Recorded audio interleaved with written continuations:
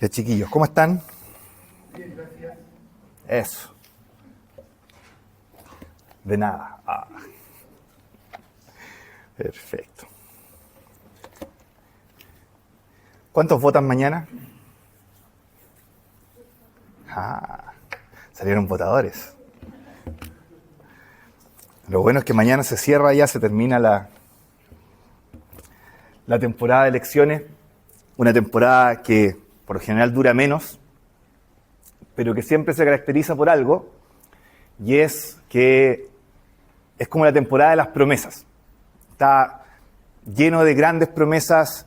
Se nos dice, se supone, que tenemos la oportunidad, como parte de este país, de quizás mejorar las cosas, y que si escogemos sabiamente, no sé, de repente, mágicamente, la delincuencia va a desaparecer, la ciudad va a prosperar, los fraudes van a ser eliminados, y suena todo súper bonito. La verdad es que hay algunos candidatos que son súper magnéticos en su aproximación, y tú como que les creís de cierta medida, aun cuando tenéis claro que en 4 años más, probablemente la gran mayoría de las cosas que van a decir durante su campaña van a quedarse en eso, promesas y absolutamente nada más.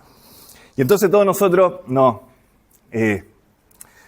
obviamente hacemos causa común, decimos sí, por supuesto, estos políticos, buenos para mentir, qué sé yo, no cumplen sus promesas, pero la verdad es que si somos honestos tenemos que confesar que no es solo de los políticos esto de no cumplir promesas.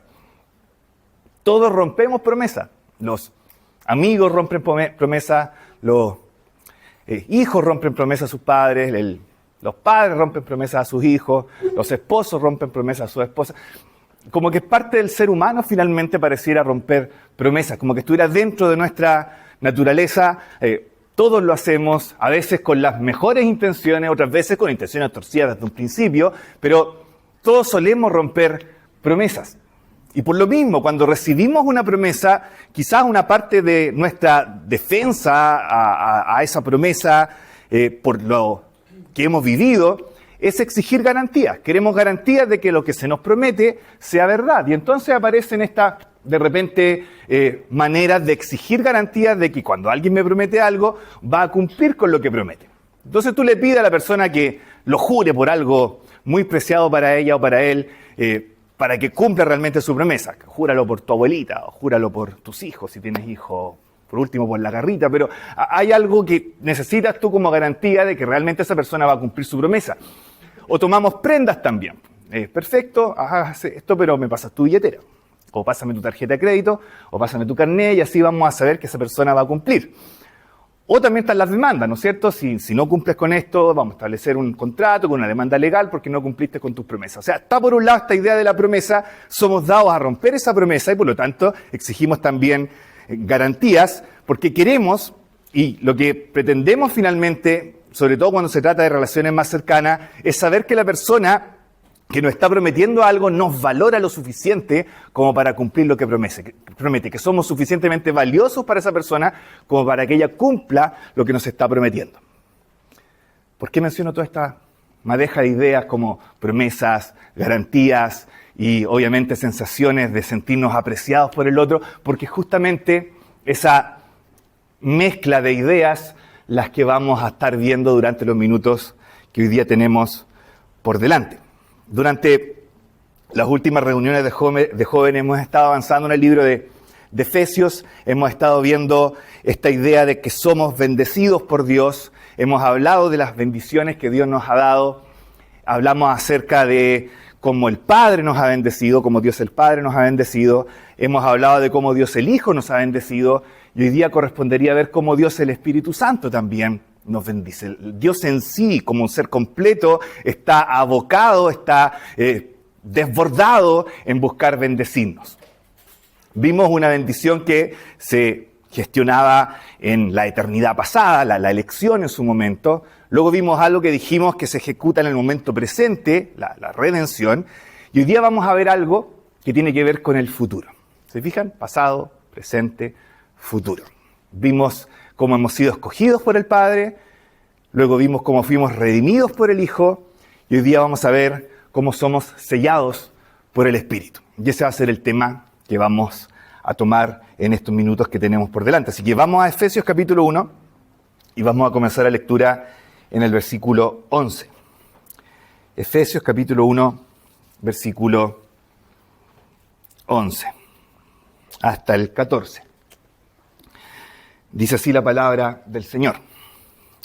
En Él, asimismo, tuvimos herencia, habiendo sido predestinados conforme al propósito del que hace todas las cosas según el designio de su voluntad, a fin de que seamos para alabanza de su gloria.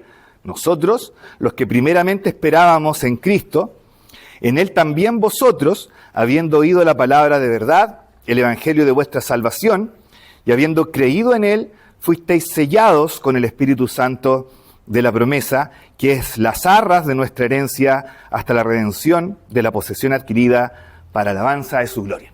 Hasta aquí la lectura y vamos a orar para pedirle al Señor que nos guíe en lo que tenemos que ver en esta tarde. Vamos a orar. Nuestro Padre Celestial, gracias por poder disfrutar de tu palabra una vez más en esta tarde. Gracias porque podemos tener la oportunidad incluso más especial de ver cómo tú derramas tu corazón deseoso de bendecir sobre nosotros. Lo que queremos pedirte es que nos des un corazón sensible, abierto y capaz de recibir esa bendición. Muchas veces nuestros problemas no son porque tú seas indiferente, sino porque nosotros somos indiferentes a tu amor, a tu bondad y a cómo tú te muestras hermoso y como eres a nosotros también. Rogamos para que tú obres en nuestro corazón en esta tarde y que nos permitas recibir tu palabra de una forma tal que nos permita apreciarte mejor y disfrutarte mejor también en nuestro día a día. Quedamos agradecidos delante de ti, en el nombre de nuestro Salvador, nuestro Señor Jesús. Amén. Vamos entonces a ver qué es lo que tenemos en este pasaje.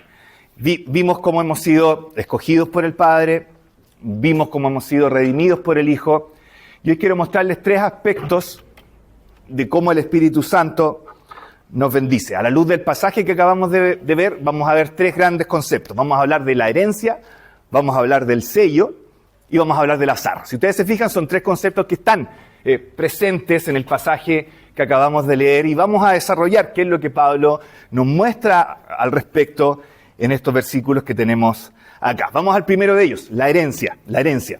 Versículo 11, ¿qué dice el versículo 11? Comienza diciendo, en Él asimismo tuvimos herencia. Y quizá aquí la conclusión obvia que uno empieza a deducir inmediatamente es, perfecto. Aquí lo que Pablo nos está diciendo es que estamos nosotros, está Dios, y Dios nos ha dado algo así como una herencia, una suma, una cantidad, una posesión, algo que es nuestro y que en algún momento vamos a cobrar porque es nuestra herencia.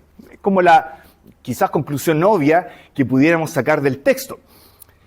Y la verdad es que eso es bastante cierto y es algo que la Escritura se encarga de mostrarnos no solo en este pasaje, sino en otros también. Dios nos da una herencia. Eso obviamente es parte de la revelación bíblica. Ahora, la pregunta es si será eso lo que está mostrándonos Pablo acá o no. Me llama la atención que dice, en Él asimismo tuvimos. Está con pasado, ¿no es cierto? Y como raro que una herencia esté en pasado. Tú esperarías que Pablo dijera, en Él tendremos herencia, porque es algo que tú vas a obtener en el futuro, no que tuviste en el pasado.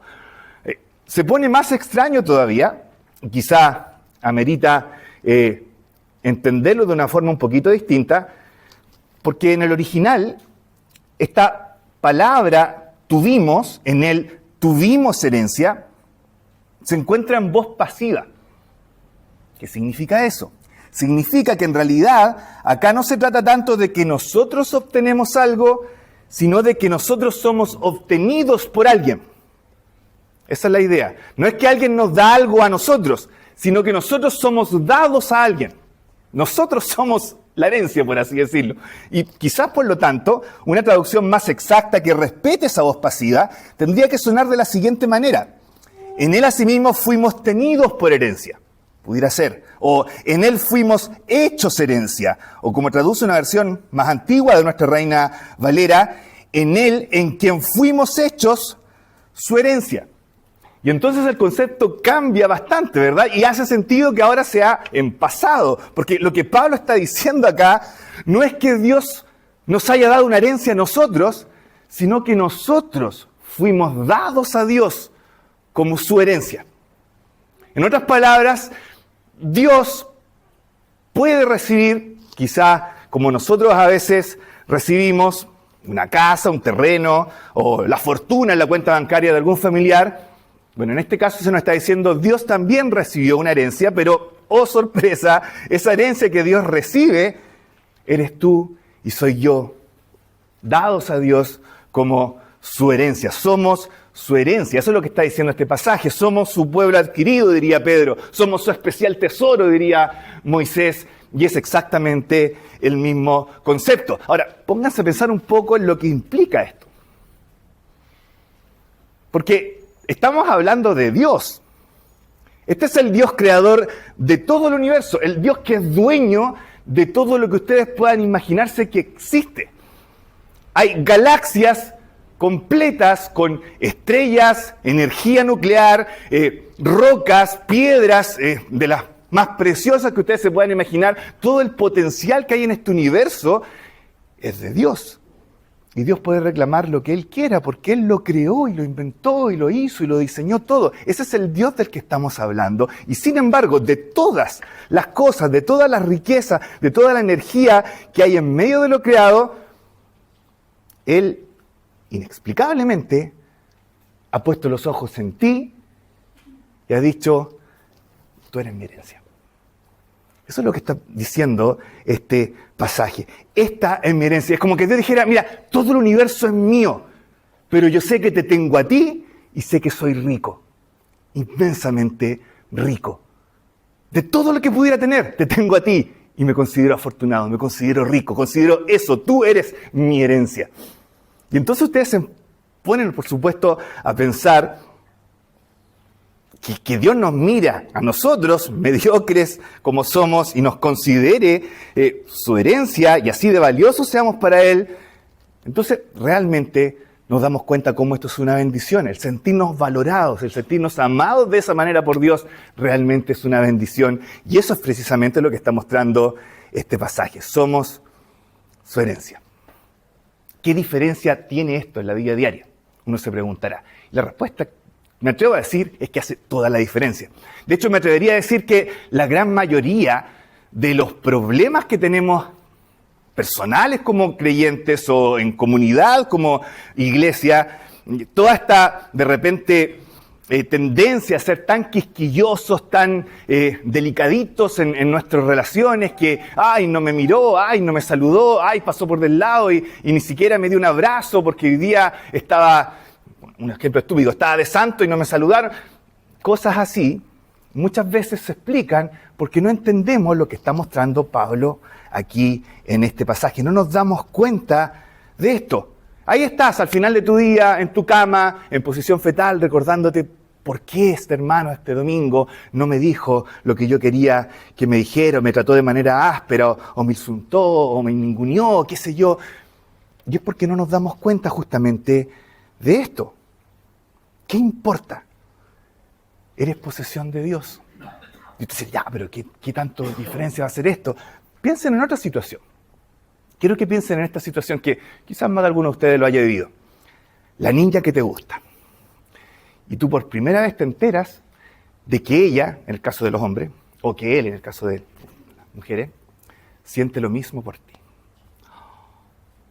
Esa primera vez, acuérdate de esa primera vez que tú supiste que esa persona que te vuelve loco, siente exactamente lo mismo por ti.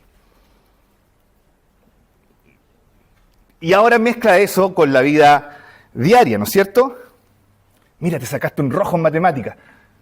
Ay, ¿qué me importa? Me acaba de decir que yo también le gusto, ¿no es cierto? O, mira, te echaste un ramo. Da lo mismo, sí. Ahora, esta noticia cambia absolutamente todo. Tu papá te castigó toda la semana, que sea un mes que sea, sí, da lo mismo. Si estuve con ella y valió la pena cada segundo, podríamos decirlo, ¿no es cierto? Como que tú te das cuenta de cuando hay sentimientos de por medio, cuando tú sabes que eres valioso para alguien que es importante para ti, cambia absolutamente cómo ves la vida. Y cosas que a lo mejor antes son importantes, ahora son insignificantes en comparación. Ese es como el punto. Saber que eres valioso para alguien importante para ti hace que otras cosas quizás malas sean insignificantes en comparación. Y esto por alguien que quizás en un mes más te va a patear. Piensa ahora en Dios, que es fiel en su amor, que es un amor absolutamente distinto y que va a estar ahí para toda la vida. No va a haber momento en el que Dios no te diga, tú eres mi herencia, eres valioso para mí y yo me considero rico y afortunado de que tú seas mi herencia. Obviamente que saber que eres importante para alguien así cambia cómo ves esas otras cosas a lo mejor que parecen tan malas, pero son insignificantes cuando las comparas con esto. Otro ejemplo, quizás menos romántico. Piensa en una niña que es voleibolista. Una voleibolista famosísima, extraordinaria, reconocida. Todo su equipo está de acuerdo en que es la mejor de todas. Su entrenador también está de acuerdo. No, tiene un tremendo potencial, va a ir súper bien para adelante. Ganaron partidos, han ganado campeonatos. Extraordinaria, una voleibolista extraordinaria. Y llega un niñito una vez y le dice, mira, tú eres súper mala. ¿Qué crees que va a pasar con ese comentario? Lo más probable es que se va a reír y va a seguir jugando. No se va a poner a darse vueltas y ¿por qué él me dijo que yo era mala voleibolista? ¿Qué sabe ese niño ignorante de cómo soy y cómo juego yo? Si mi equipo y mi entrenador y toda la gente importante y que sabe del tema me dice que soy la mejor en mi clase. ¿Se fijan? Cuando tienes el prestigio y el valor y de alguien que es importante para ti, quizás comentarios que son desagradables y a lo mejor no muy ricos de recibir son insignificantes en comparación cuando la persona que realmente te importa su opinión tiene una buena opinión de ti. Lo mismo pasa en la vida cristiana. Cuando tú sabes que eres la herencia de Dios, que Dios que diseñó todo el universo te ha tomado a ti como su herencia, entonces quizás de repente comentarios desagradables que se puedan deslizar o vivencias desagradables que podamos tener son insignificantes también en comparación. Y se fijan entonces cómo hace la diferencia en cómo vivimos nuestra vida diaria y en cómo vivimos también en comunidad. Justamente saber esto es una tremenda bendición para nosotros. Y es lo primero que nos muestra este pasaje. Vamos a lo segundo. Hablamos de la herencia, hablemos ahora un poco acerca del sello. Y acompáñenme, quizás antes de llegar al sello, si ustedes se fijan, lo de la herencia está en el versículo 11 y lo del sello está al final del versículo 13. Y hay un tremendo trozo de párrafo ahí que te conecta uno con el otro y que es importante saber bien cómo conecta una cosa con la siguiente. Vamos a ver entonces cómo avanza aquí el argumento. Pablo dice que en Él, en Cristo, fuimos hechos herencia, habiendo sido predestinados conforme al propósito del que hace todas las cosas según el designio de su voluntad, es decir, del Padre. Y ustedes se fijan cómo se conectan los temas. Está hablando del Padre y de la elección, está hablando del Hijo en Cristo y su redención, y pareciera que todo está íntimamente conectado. Lo que acabamos de ver en los versículos anteriores también ingresa acá en este pasaje. Y luego el versículo 12 nos agrega que todo esto tiene el propósito de que la gloria de Dios sea alabada, a fin de que seamos para alabanza de su gloria. Pero ahora Pablo agrega un detalle notable. Dice que esta herencia originalmente era para nosotros los que primeramente esperábamos en Cristo. Si se dan cuenta, Pablo se está incluyendo en un grupo distinto. Nosotros. Probablemente este grupo era un grupo de personas que ustedes conocen y que son los judíos, que eran los que anticipaban en la llegada del Mesías. Y Pablo está diciendo, yo también soy judío, yo también soy de este grupo, y nosotros anticipábamos la llegada de este Redentor. Primeramente esperábamos en Cristo. Pero fíjense cómo sigue ahora el versículo 13. En Él también vosotros, habiendo oído la palabra de verdad, el evangelio de vuestra salvación, y habiendo creído en él, fuisteis. Es decir, así como nosotros teníamos esta promesa para, originalmente nosotros, los judíos, ahora también esta promesa es para ustedes, que no son judíos. Y entonces es justamente cuando nos unimos como iglesia, es que realmente podemos funcionar como herencia. Y aquí hay algo importante también. ¿Cómo podemos, de repente, tener una mejor noción de que somos la herencia de Dios? La respuesta es que estemos juntos. Nosotros y ustedes. Eso es lo que está diciendo Pablo. Nosotros que esperamos primero, ustedes ahora también están incluidos, y ahora cuando estamos juntos es que podemos disfrutar el ser herencia. De repente como decimos, ya, ¿cómo puedo yo quizás disfrutar mejor esta idea de ser la herencia de Dios? ¿Cómo puedo experimentar mejor esta realidad? Y Pablo está diciendo involúcrate entonces, involúcrate en tu iglesia local, haz tu aporte, ven, aporta, haz tu parte. Así, de esa manera, nosotros y ustedes vamos a hacer un poquito mejor qué significa ser la herencia. Pero sigamos, porque ahora a continuación viene precisamente el punto al que quería llegar. Noten cómo termina el versículo 13. Fuisteis sellados con el Espíritu Santo de la promesa. Y esta idea de ser sellados es inesperada. Miren cómo viene dándose el argumento. Pablo dice en los versículos 11 y 12, nosotros fuimos hechos herencia, y ahora en el versículo 13, en él también vosotros fuisteis. Y lo que ustedes esperarían es que dijera, hechos herencia también, ¿no es cierto? Nosotros fuimos hechos herencia, ahora ustedes fuisteis hechos herencia. Sería la frase que deberíamos escuchar acá, pero no dice eso. En vez de decir, fuisteis hechos herencia, dice, fuisteis sellados con el Espíritu. ¿Logran ver el cambio? Hay un cambio, no dice lo que esperaríamos que dijera, hace un giro acá, y ese giro es el que nos importa, porque implica por lo menos dos cosas. La primera es que si también fuimos sellados por el Espíritu, también, esto implica que el ser sellados y el ser hechos herencia, ambos son obras del Espíritu. Y es por eso que yo les hablé como la primera bendición del Espíritu, la herencia, aun cuando si ustedes leen el versículo 11, en ningún lugar se menciona el Espíritu. Pero sí en el 13, que está conectado con el 11 y que habla también exclusivamente del Espíritu. Eso es lo primero. Y lo segundo es que aun cuando ser hechos herencia es equivalente que a ser sellados, la imagen es distinta. Y por lo tanto tiene otra riqueza, que es la que quiero que veamos ahora a continuación, otra perspectiva. ¿Han escuchado de los estigmas? El concepto de estigma. Esta idea católica que hay de que ciertas personas muy espirituales y piadosas se conectan tanto con los sufrimientos de Cristo que le empiezan a salir las marcas de los clavos y de los pies. Se han hecho películas al respecto de esto. Nada que ver con la idea original, como película de terror, pero el concepto está, ¿verdad? Hay cierta tradición dentro del catolicismo de que gente específicamente muy piadosa se conecta tanto con los sufrimientos de Cristo que empiezan a hacer como estas especies de heridas que tuvo el Señor en sus manos, en sus pies y en su costado. Bueno, ¿por qué menciono esto? Porque en el primer siglo, efectivamente había un grupo de personas que tenía estigmas, pero no eran los religiosos más piadosos. ¿Sabes quiénes eran? Los esclavos. Los esclavos tenían estigmas, pero no eran marcas de clavos en las manos y en los pies.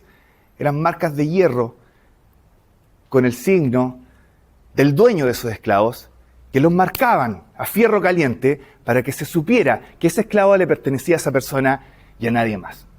Ese sello marcado a fierro caliente en la piel era un estigma. Se le llamaba estigma. Y era lo que te identificaba con tu dueño e impedía que otra persona viniera y dijera, este esclavo es mío, porque el otro no es tuyo, es mío, porque tiene la marca imborrable de que es mi esclavo, porque tiene este estigma, este sello que dice acá que es mío y que no es de nadie más.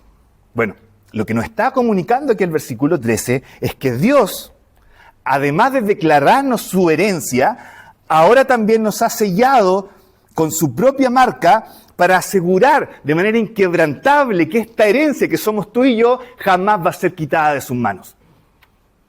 La diferencia es que la marca que Dios deja, el sello que Dios pone, el estigma que Dios coloca, no es un fierro caliente en alguna parte de nuestra piel, tampoco son los estigmas católicos de las marcas de Jesús como heridas en las manos y en los pies. Lo que dice este pasaje es que el sello, el estigma, es el Espíritu Santo morando permanentemente en nosotros. Hemos sido sellados con el Espíritu Santo, dice, de la promesa. Y esta es la segunda bendición que menciona Pablo aquí y que podemos disfrutar como creyente. ¿Qué significa el concepto de ser sellados, de sello? La palabra clave acá es seguridad. Esa es la palabra clave acá. sello o estigma es sinónimo de seguridad. Y de hecho me atrevería a decir que esta idea bíblica de ser sellados por el Espíritu es la gran razón por la que como asamblea nosotros creemos en la seguridad de la salvación. El Espíritu Santo nos sella, nos marca, imborrablemente, de aquí para siempre, como posesión de Dios. Y no hay nadie ni nada, absolutamente nadie, que pueda reclamarnos como suyos, porque Dios ya nos ha marcado. Y si cualquier persona viniera, sea persona, sea demonio, sea principado o potestad, como lo menciona Pablo en este pasaje, y nos dice, tú eres mío, Dios tendría que responderle, a ver, ¿dónde está tu marca? ¿Dónde está tu sello que demuestra que Él es tuyo? Yo te puedo mostrar el sello que demuestra que esta persona es mía, es mi herencia. Y entonces esto nos da absolutamente seguridad, porque Dios declara, nadie los arrebatará de mi mano, está sellado, y eso involucra absoluta seguridad. ¿Quieren saber algo curioso?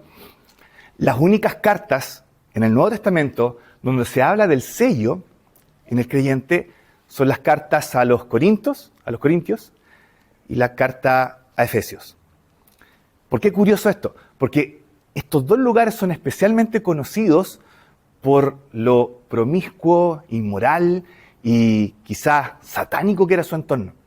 Estas son las ciudades más malas, podríamos decir, de ese tiempo. Son las ciudades donde se practicaba quizás más la brujería y más todo lo que tiene que ver con el pecado abiertamente. Y son justamente en esas dos cartas donde Dios se encarga de hablar de que los creyentes están sellados. Es como si Dios quisiera comunicarnos algo, ¿verdad? Es como que si dijera, mira, si en ciudades como esas yo sello a mis hijos y nadie los puede arrebatar de mi mano, por supuesto que puedo hacerlo en cualquier otra ciudad que te aseguro no es ni la mitad de decadente, ni de degradante, ni de depravada, como como Efeso, como los Efesios y como los Corintios, como Corinto y como Éfeso. Ahí me salió bien.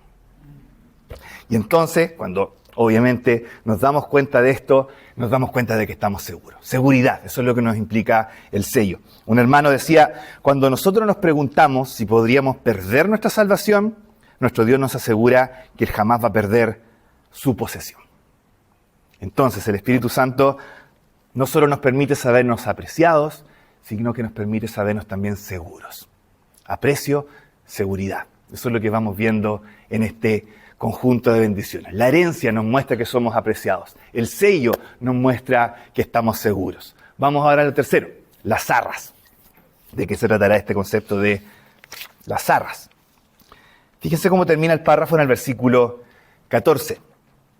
Pablo está hablando del Espíritu Santo de la promesa y dice que es las arras de nuestra herencia hasta la redención de la posesión adquirida para alabanza de su gloria.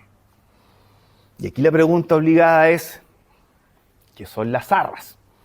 El arras, decía un hermano en algún momento. Las arras. No es una palabra que usemos todos los días, ¿verdad? De repente sale, disculpe, me tengo que volver a la casa. ¿Por qué? Que se me quedaron las arras en el velador, así que no es algo que tú uses, ¿verdad?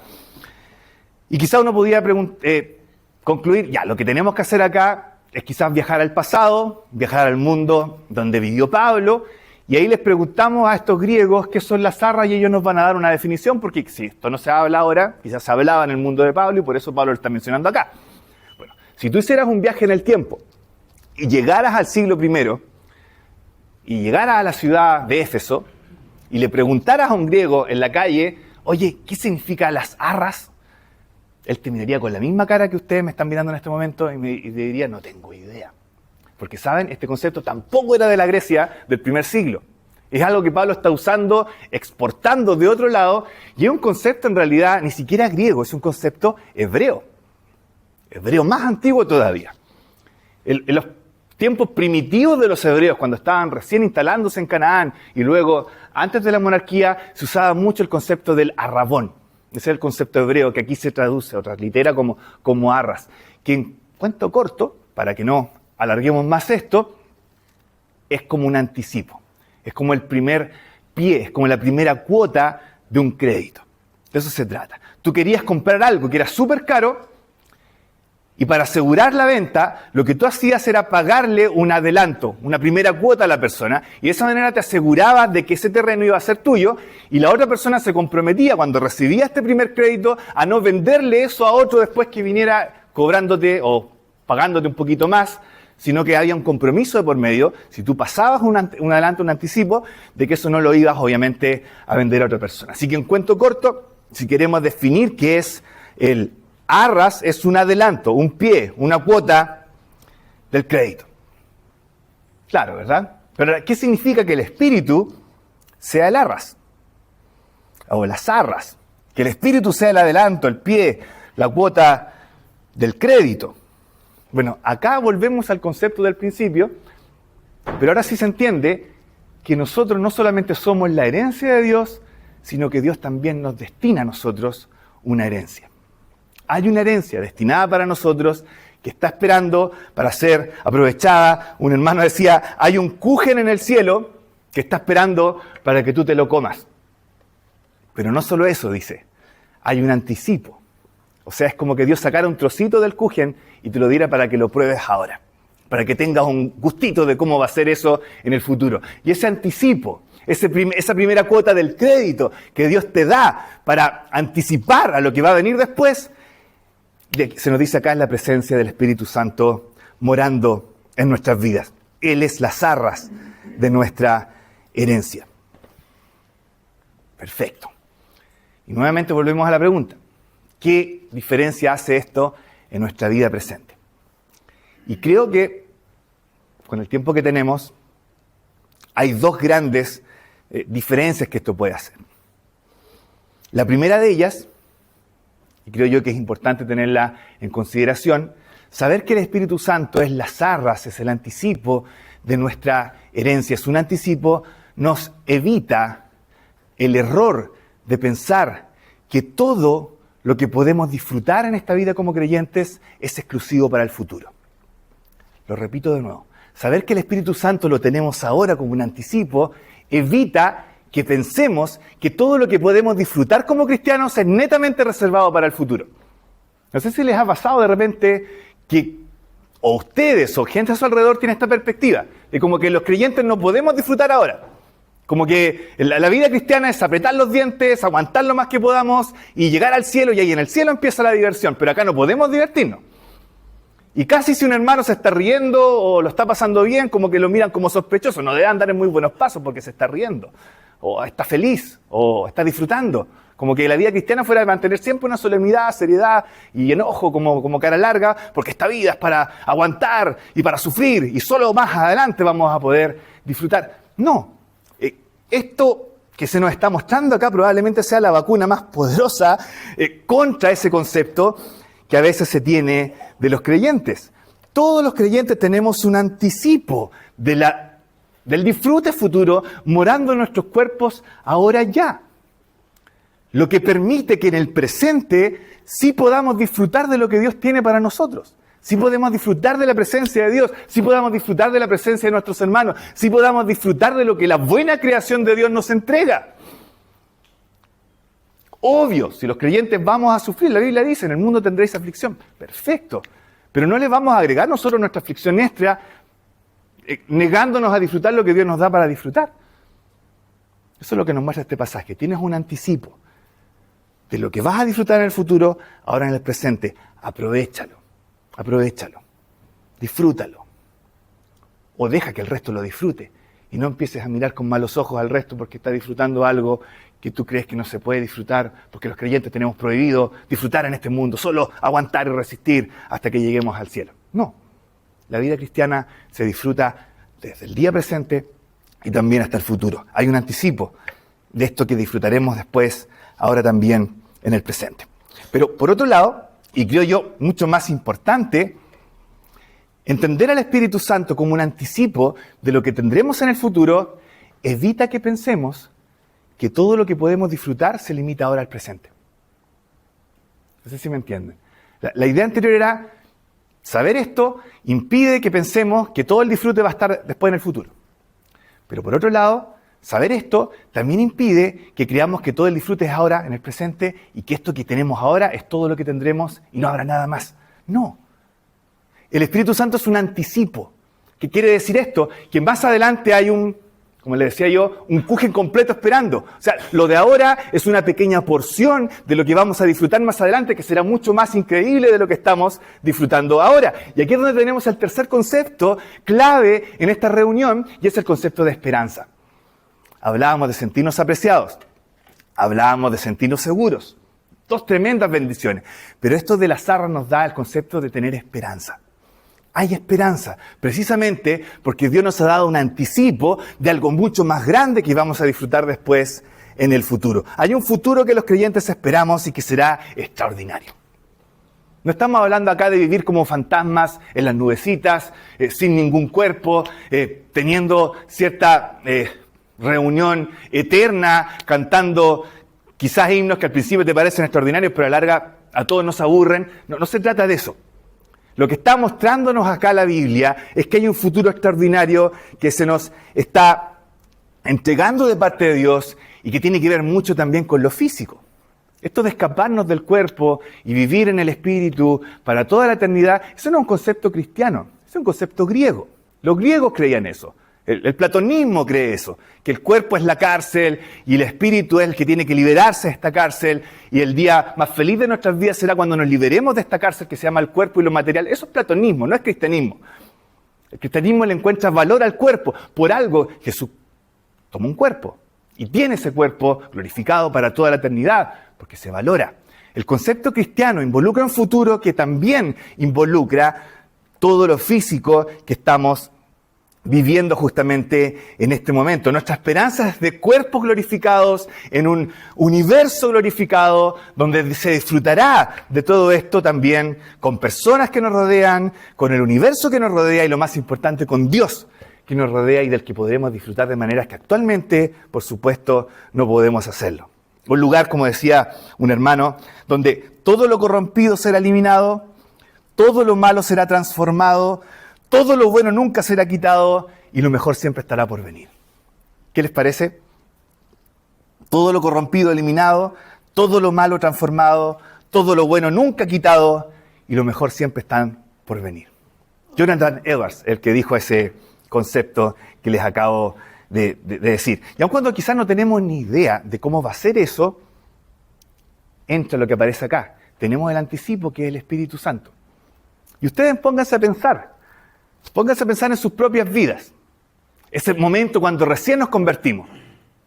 Todo lo que vivimos en esa oportunidad, el descanso, el sabernos salvos, el sabernos amados, el sabernos rescatados por el Señor. O piensen en esa reunión quizás de adoración que se vivió quizás meses o años atrás y que nunca más han volvido nuevamente a vivir, o han vuelto a vivir, perdónenme la expresión, donde sintieron la presencia del Señor, donde vivieron una, de repente, experiencia de que el Espíritu Santo les mostró cuánto el Señor les amaba y disfrutaron de ese momento y quizás están buscando volver a disfrutarlo, pero no vuelven a hacerlo porque al Señor no le parece que lo vuelvan a hacer porque su soberanía decidió que no lo hagan.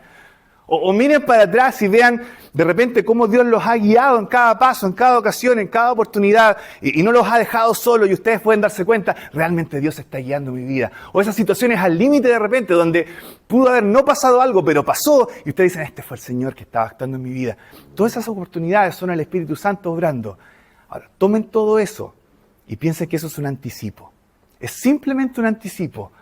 Todo ese disfrute es un anticipo de lo que vamos a disfrutar más allá durante toda la eternidad.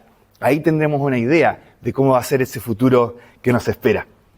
Un hermano decía, mira, si quieres saber cómo es lo que vivimos ahora en nuestra vida cristiana, que lo disfrutamos muchas veces con el Señor, y lo que vas a disfrutar más adelante, decía, compárate a ti con quién vas a ser después, como compararías una persona con un gomero.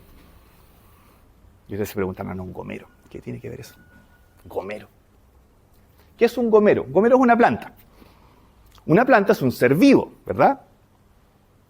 No es un ser muerto, un ser vivo. Un vegetal es un ser vivo. Pero es un ser vivo que está bastante limitado, ¿cierto? No tiene muchos sentidos con los cuales interactuar con lo que le rodea. Un gomero sabrá lo que es el tacto, quizás, como toda planta.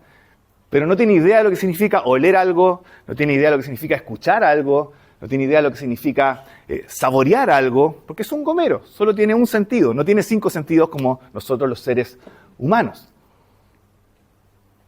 Así es nuestra experiencia actualmente cuando se trata de las cosas del Señor. Nuestros sentidos están muy limitados.